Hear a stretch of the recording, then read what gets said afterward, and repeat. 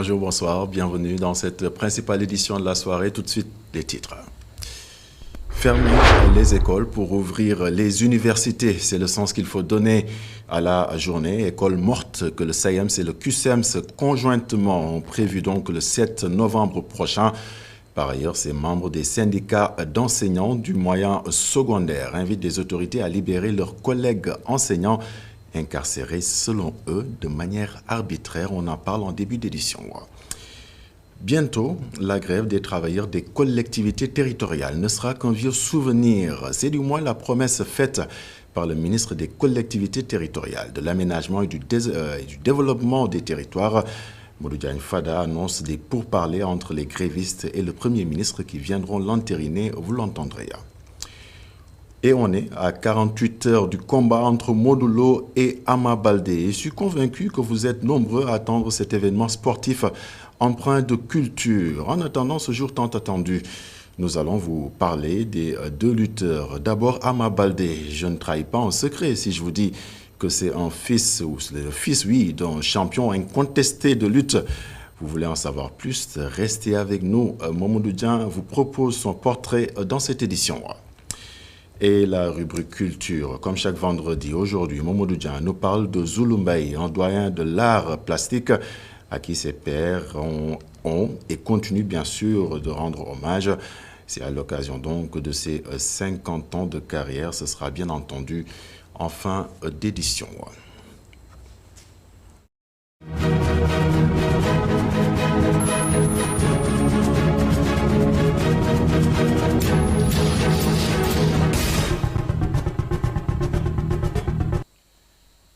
Bienvenue à toutes et à tous. Une journée école morte le 7 novembre prochain sur l'ensemble du territoire national. C'est ce que prévoient le SAEMS et le QSEMS. Les deux syndicats d'enseignants du moyen secondaire vont d'ailleurs incessamment déposer un préavis de grève et selon eux, de manière arbitraire, 3 points de revendication plutôt. Principalement la libération donc des enseignants détenus, selon eux, de manière arbitraire. Oui, la formation des enseignants et la révision donc du statut des décisionnaires. Le secrétaire général du SAEMS se demande par ailleurs le strict respect du principe de la gestion du personnel de l'éducation. Suivons tout cela dans ce compte rendu signé Khadija Ndatiofa. Le SAEMS avec le QSEMS vont ensemble déposer un préavis de grève. Ils décrètent en même temps ce mardi 7 novembre, journée école morte. Et Elhadji Malick Youm, secrétaire général du SAEMS, donne les raisons. L'Alliance décide d'adresser une lettre d'information au Premier ministre, de déposer un préavis conjoint de grève entre les deux structures syndicales et de décréter la journée du 7 novembre 2023, journée école morte, sur l'étendue du territoire national en guise d'avertissement pour exiger des autorités le respect de leurs engagements. Porte de dénoncer également la tentative inacceptable et inexplicable du gouvernement de prolonger la fermeture de l'université Cheikh Anta Diop sur la base d'un argumentaire fallacieux qui cache mal leur intention manifeste de sevrer toute une génération de savoir et de connaissances au moment où leur propre progéniture en acquiert hors de nos cieux. Ces syndicats d'enseignants réclament la libération des enseignants arbitrairement détenus, selon eux, et le respect de la gestion des personnels de l'éducation. Exigeons le strict respect du principe de la gestion démocratique, surtout pour ce qui concerne le cas des enseignants qui ont bénéficié d'un retour de stage, qui ont été ventilés en violation flagrante des dispositions quand même de ce que nous appelons le principe de la gestion démocratique. Nous exigeons également l'arrêt systématique des restrictions des libertés et la libération des enseignants arbitrairement détenus. Parmi leurs revendications, la révision du statut des décisionnaires et la formation des enseignants qui, pour ces deux syndicats, devraient être érigés en prioritaire. Concernant le statut des agents décisionnaires, il est aujourd'hui inadmissible est inconcevable de laisser ces derniers continuer à être les victimes expiatoires d'une fonction publique à double vitesse, alors qu'ils sont astreints aux mêmes charges de travail que les autres enseignants. En effet, non seulement le gouvernement nie aux enseignants le droit de se former, mais pire encore, il recrute et injecte dans le système des agents sans formation initiale ni continue. Le SAEMS et le CUSEMS condamnent les lenteurs administratives du paiement des rappels notés dans le secteur de l'éducation. Et après 3 jours de suspension, les agents des collectivités territoriales ont repris hier leur grève et le constat est que le mouvement de protestation s'éternise. Le ministre des collectivités territoriales, de l'aménagement et du développement des territoires en est bien conscient et annonce une rencontre prochaine donc entre les grévistes et le Premier ministre Amadou Ba. Une rencontre donc qui mettra fin à cette crise, assure Modou Diagne Fada, suivant ses explications interrogées par Abraham Poulpouya. On va s'en sortir bientôt. Le Premier ministre m'a assuré hier qu'il va recevoir les travailleurs des collectivités territoriales. Et j'ai bon espoir qu'après cette rencontre, le climat va s'apaiser davantage. Comme vous avez dû vous-même le constater, le climat s'est beaucoup apaisé. Maintenant, il faut travailler avec eux et essayer de pousser à l'organisation de ces rencontres entre M. le Premier ministre et l'intersyndicale des travailleurs des collectivités territoriales.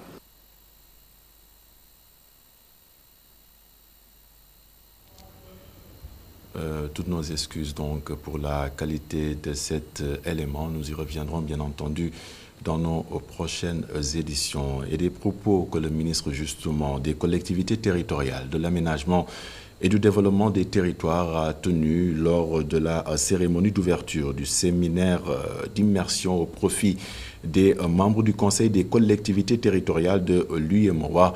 Les collectivités territoriales souhaitent ainsi jouer leur rôle dans la réalisation des objectifs d'intégration et de développement de l'Union.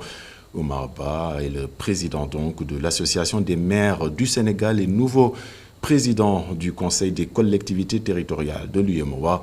Il s'exprime au micro de Abraham Poulpouya. On vient de renouveler le Conseil des collectivités territoriales de l'UEMOA qui regroupe plus de 3000 collectivités territoriales. Le Conseil des collectivités territoriales de l'UEMOA a pour mission d'accompagner la commission de l'UEMOA dans ses programmes de recherche d'intégration économique, sociale et culturelle. Et l'essentiel du bureau étant renouvelé, nous avons pensé qu'il était fondamental qu'on puisse tenir ce séminaire d'immersion. Nous devons accompagner la commission. Pour accompagner la commission, il faut la connaître. Il faut connaître son organisation, connaître son fonctionnement, connaître ses objectifs et connaître ses défis. Et réfléchir avec elle sur les stratégies d'accompagnement qu'on pourrait donc concevoir, réfléchir avec elle sur les programmes, les projets et programmes qu'il faudrait entreprendre en cohérence avec sa vision. C'est ce qui explique aujourd'hui cette importante réunion qui est une première, qui nous permettra pendant 3 jours non seulement de mieux connaître l'UEMOA, de mieux connaître le CCT et ses missions, mais également de concevoir une feuille de route, de concevoir un programme d'action qui sera assorti par une feuille de route. Et dans le chapitre politique de cette édition, on parle donc du retrait de la course à la présidentielle du leader du mouvement Demain, c'est maintenant. Mamoudou Ibra Kane donc l'a annoncé cet après-midi. Face à la presse, il dit avoir retiré sa fiche de parrainage auprès de la direction générale des élections. Terminé sa collecte et obtenu le nombre maximal demandé, c'est-à-dire donc les 59 000 parrains. Le journaliste évoque la pluralité des candidatures comme cause de son retrait. Justement, je vous propose d'écouter ces explications. Au regard du nombre de fiches de parrainage retirées, les prétendants à la candidature sont passés de 80 en 2019 à, tenez-vous bien, 261, je dis bien 261 candidats déclarés à ce jour. Ne sommes-nous pas en train de créer les germes d'une banalisation outrancière de la fonction présidentielle? La très haute idée que notre mouvement Demain c'est maintenant a de la fonction du président de la République est absolument incompatible avec l'image de banalisation outrancière, de désacralisation progressive à laquelle une telle inflation de candidatures expose cette éminente fonction. Aussi, un citoyen qui se refuse d'être un des acteurs de la désacralisation de la fonction de président de la République, ai-je décidé, en parfait accord avec le mouvement citoyen Demain c'est maintenant DCM, de retirer ma candidature du processus pour l'élection présidentielle du 25 février 2024. Toutefois, conformément à la profession de foi de DCM, je demeure actif à la tête du mouvement pour continuer d'œuvrer en collaboration responsable avec toutes les forces vives qui partagent la même vision et les mêmes valeurs au renforcement de la démocratie et à la consolidation de l'état de droit. Et pendant ce temps, Maître Antoine Beng, ministre des Transports aériens et du développement des infrastructures aéroportuaires, était à Kaolack. L'objectif était d'évaluer la sécurité et la sûreté dans la région, ainsi que donc les conditions d'accueil du président de la République et de son gouvernement pour les besoins donc du Conseil des ministres délocalisés. Selon le ministre, toutes les conditions sont ainsi réunies pour accueillir la délégation gouvernementale dans le Saloum. Maître Antoine Beng, que voici. Et je suis à Kaolack parce que vous n'êtes pas sans savoir que dans les jours à venir, le président de la République, son Excellence Macky Sall, accompagné de l'ensemble de son gouvernement dirigé par le Premier ministre Amadou Ba, va entamer les conseils de ministres délocalisés, d'abord par Kédougou, Kaffrine, Kaolack et Fatick. Et dans ce cadre, il est de mon ressort en tant que ministre des Transports aériens d'aller sur site pour voir ce qui se passe en termes de sécurité et de sûreté. Parce qu'on ne peut pas déplacer tout un gouvernement dans ces conditions sans que le ministre du département concerné ne fasse le déplacement pour vérifier les conditions d'accueil de son Excellence et du gouvernement. En précisant que Kaolack est un aéroport qui est géré par l'armée en collaboration certes avec AIBD. Et arrivant ici à Kaolack, j'ai été très rassuré de voir qu'ils ont même de l'avance quant aux dispositions à prendre pour que l'accueil de son Excellence le président Macky Sall et de son Premier ministre Amadou Ba soit fait dans les meilleures conditions. Un autre ministre était également dans la région. Il s'agit du tout nouveau ministre de l'élevage et des productions animales. Daouda Dia a rencontré les acteurs du secteur à Kaolack pour prendre contact et par la même occasion, bien sûr, recueillir leurs doléances. La préparation donc de la journée de l'élevage prévue dans le Saloum cette année était également abordée. Daouda Dia, ministre de l'élevage et des productions animales, s'exprime au micro de Babacar Seck. Le premier point, c'est une prise de contact entre le nouveau ministre que je suis et les acteurs qui évoluent dans l'élevage. Ça a été aussi une occasion pour moi, de me présenter et également de recueillir les doléances, mais également les préoccupations de ces acteurs-là qui évoluent dans ce secteur très stratégique pour le président de la République, son Excellence Macky Sall. Et la journée nationale de l'élevage, une journée très chère au président. Et c'est une occasion également pour s'exprimer et exprimer ses sentiments à l'ensemble des Sénégalais en général, mais particulièrement aux éleveurs et acteurs évoluant dans ce secteur. C'est l'occasion pour moi aussi de les écouter, de les rassurer le cas échéant et décliner le programme qui m'a été donné par le président de la République, son Excellence, pour effectivement faire face aux besoins et préoccupations de tous ces éleveurs et acteurs évoluant dans ce domaine. Et sommé par la Grande Côte opération de quitter Lompoul-Mer, les travailleurs du groupement du campement tuto touristique ont manifesté dans la rue pour exprimer leur mécontentement face donc au traitement que la GCO leur inflige. Les travailleurs dénoncent le manque de discussion préalable avec les parties concernées et déplorent par ailleurs l'instauration d'une véritable dictature dans la zone. Les détails, c'est dans ce compte rendu signé Abdou Bodjan. Oui. La progression de l'exploitation du zircon par la société Grande Côte Opération à Lompoul ne cesse de créer des tensions. Après la délocalisation des marailleurs et cultivateurs, c'est au tour des travailleurs du campement touristique l'écologie de Lompoul de faire leur valise. Biram Ndiaye, co-gérant de l'écologie Lompoul, représentant des travailleurs de la dite société. Quand on parle de l'écologie de Lompoul, il n'y a pas un continent qui n'est pas représenté.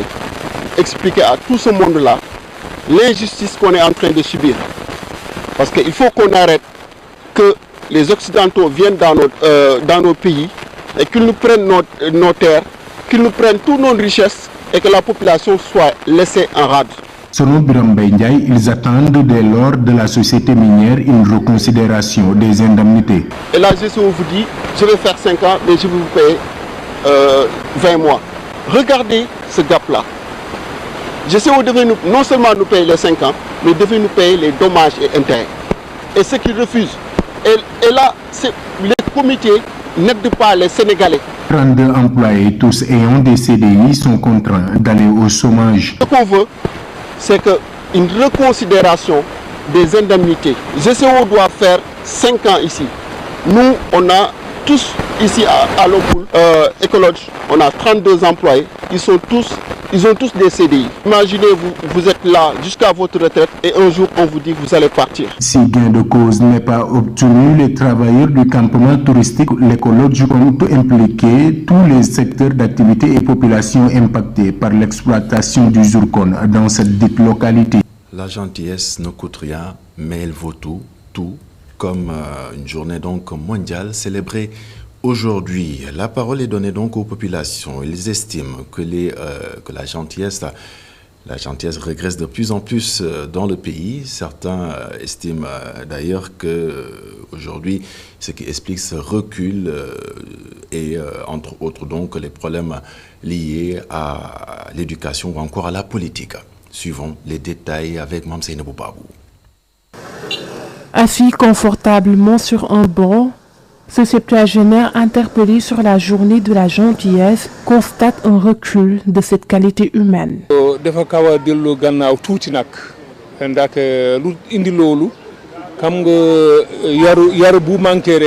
Là où il y a une mauvaise éducation, il y a toujours de la méchanceté.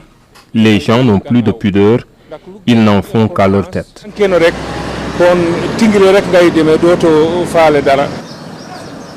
Les personnes âgées, plus réceptives à parler de ce sujet, selon ce vieil homme, la politique est en partie responsable de cette situation.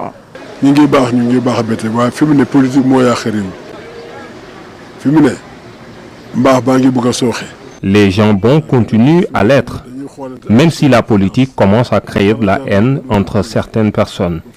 De nos jours, il est facile d'être gentil, mais beaucoup ne peuvent pas le rester éternellement.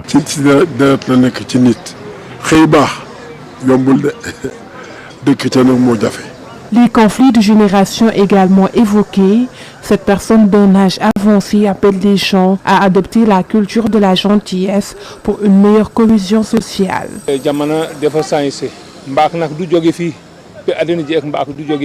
La gentillesse ne va jamais disparaître, de même que la méchanceté. Pour que le Sénégal aille de l'avant, nous devons enlever tout ce qui est rancune et haine dans nos cœurs. La gentillesse rime avec l'amabilité, l'attention, la bonté entre autres. Cependant, elle devient de plus en plus rare de nos jours. Parlons de sport à présent, de lutte pour être plus précis. À 48 heures du combat entre Ama Baldé et Modou Lo, on vous propose les portraits de ces deux lutteurs. D'abord, qui est Ama Baldé? Mamadou Dian se propose pour répondre à cette question. Jeune, vigoureux et euphorique, Ama Baldé s'est imposé très vite dans l'arène. Son palmarès, 12 victoires et 2 défaites, fils donc d'un champion incontesté de lutte. Sa technicité et son courage sont clairs aux yeux de tous les amateurs. Mamadou Dian nous parle donc du chouchou de Pikine. Regardez. Sa combativité, son courage, sa popularité ont très vite fait de lui un lutteur incontournable dans l'arène sénégalaise. Ama Baldé n'a pas traîné sur le chemin. Il a très vite gravi les échelons. À ses débuts, 3 années lui ont suffi pour s'offrir une place de choix dans ce sport typiquement sénégalais, la lutte. Ama a noué son ngembe, le pagne, pour la première fois le 9 novembre 2008. C'était pour en découdre avec Oussou Ndiaye. Un jour de gloire, un combat spectaculaire, un Ama expéditif. En 23 secondes, il plie le combat en terrassant son adversaire. Oussou Ndiaye n'a vu que du feu. C'est le Bundaou, le veau, enchaîne les victoires. Un KO contre Kati 2, une victoire sans embâche sur Baipel. Ce jour-là, coup de théâtre dans l'arène. Ama Baldé est venu avec un serpent. Tchat tape fort dans l'œil des promoteurs et des amateurs. De victoire en victoire, le chouchou de Pikine déborde de confiance et de popularité.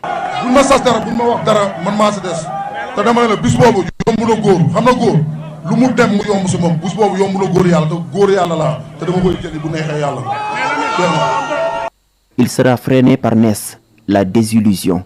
Bastonné et terrassé sans bavure par la baleine de Lansar, Ama recule mais revient avec maturité. Balla Diouf passe à la trappe. S'en suivront Feugele, Malik Niang, Papa Sow, Tafatine. C'est le Bundaou, victorieux jusqu'au cercle des VIP. Son palmarès, 12 victoires, 2 défaites contre Ness et Guigui. Ama Baldé, 1,85 m, plus de 100 kg, un colosse, confiant, jeune, bagarreur. Il dégage de la force. Dans sa tête, il est le meilleur face à quiconque. Fils biologique de l'ancien champion Falaye Baldé, l'enfant suit les traces du père, champion incontesté. Le lutteur surnommé l'homme au serpent, combattant talentueux et téméraire, a promis à Pikine la couronne du roi des arènes. Une couronne que c'est le Bundaou, le veau, veut arracher à Modou Lo ce dimanche.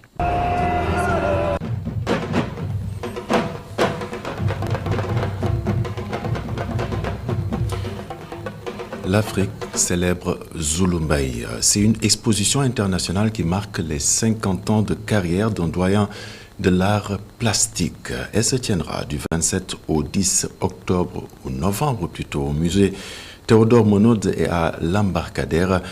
42 artistes accrochent leur buste pour rendre hommage à Zulumbaï. En 50 ans, ses œuvres ont parcouru l'humain. Suivant les détails, c'est avec Mamadou Dian. Zulumbaï dévoile son œuvre pour marquer ses 50 ans de parcours artistique, un cinquantenaire qui devait être commémoré en 2020. Pour des raisons de Covid, l'événement se tient finalement en 2023. Un besoin de marquer l'histoire pour l'artiste plasticien. Parce que 50 ans est un marqueur quand même dans une profession. Voilà l'idée, ça ne va pas plus loin que ça. J'ai eu l'idée, j'ai eu des gens qui m'ont accompagné et voilà, je l'ai fait et ça s'arrête là parce que les gens qui se marient après 30 ans, 40 ans, des noces d'argent, des noces d'or, des noces de diamants, c'est pour marquer un temps, pour situer un parcours, pour définir, comment dire, le temps qu'on a passé à faire quelque chose. Et moi, c'est dans le domaine de l'art, donc j'ai fêté mes 50 ans de pratique artistique. En 50 ans, l'artiste a évoqué plusieurs thèmes dans ses œuvres. Zulu Mbaye creuse la tête et peint des tableaux qui transgressent l'ordinaire. C'est là qu'on devient artiste d'après lui. Mais j'essaie de parler de ce qui est en moi. Moi, je ne commence pas par avoir un concept en tête. Je prends ce que l'instant me donne. C'est vrai, j'ai eu un vocabulaire plastique, j'ai une palette. Mais quand je commence une toile, je fais le vide dans ma tête. Notre esprit a besoin d'autre chose et de dépasser les choses connues, les sentiers battus et aller vers l'au-delà pour trouver autre chose. C'est là qu'on devient un artiste. Mais si on fait du reportage, par exemple, si je me mettais à peindre ce micro, ça n'intéresse plus les gens. Les gens préfèrent, à travers le son du micro, écouter ce qu'on dit dans le micro, mais tout simplement la forme du micro ne nous intéresse pas. Et je pense qu'il y a dans la multitude et l'univers des formes, des couleurs qui existent et qui sont en relation avec ce que nous avons à l'intérieur de nous-mêmes. Des bustes appréciés par des intellectuels de haut niveau, venus également lui témoigner leur amitié. J'ai voulu faire d'une pierre deux coups, parce que je viens de faire paraître un ouvrage, et généralement quand j'écris mes livres, je trouve comme illustration une œuvre de Zulu. Et c'est l'une des raisons pour lesquelles je suis venu aujourd'hui, pour lui remettre solennellement son exemplaire de livre, pour m'avoir prêté gracieusement une de ses œuvres, pour illustrer la couverture de mon livre. Et ce livre, c'est un livre qui est paru et dont on a fait la présentation samedi dernier au Méridien, devant un parterre de personnalités. Malheureusement, il ne pouvait pas être présent parce que la veille, il a fait son cocktail dînatoire ici. Donc je me suis fait un point d'honneur de me déplacer personnellement, de venir le voir. Et en même temps, j'ai visité, j'ai vu ce qu'il est en train de faire, j'ai vu ses artistes invités et j'ai vu que Zulu demeure Zulu. 11 pays invités se joignent à des artistes sénégalais. Au total, ils sont 42 à exposer pour rendre hommage au doyen plasticien Zulu Mbaye.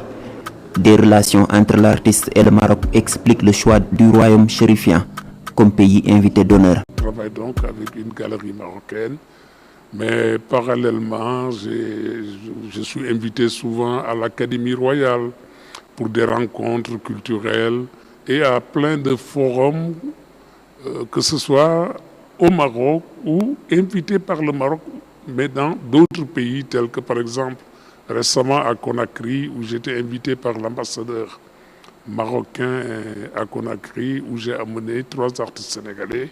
Voilà, ma relation avec le Maroc vient de Sa Majesté qui m'a grandement ouvert les portes de son royaume et donc voilà pourquoi sur les 11 pays que j'ai invités, j'ai pris un artiste par pays pour les 10 pays et pour le Maroc, j'en ai pris 7, donc c'était un peu le pays qui était à l'honneur. L'Afrique célèbre Zulu Mbaye, une exposition internationale d'art à Dakar depuis le 27 octobre et jusqu'au 10 novembre, entre le musée Théodore Monod et l'embarcadère. Une exposition donc qui se tient du 27 octobre au 10 novembre. Fin de ce rendez-vous avec l'information. Très heureux de vous l'avoir présenté comme toujours. Excellente suite des programmes sur la télévision d'ici et d'ailleurs. Excellent week-end. Prenez bien soin de vous.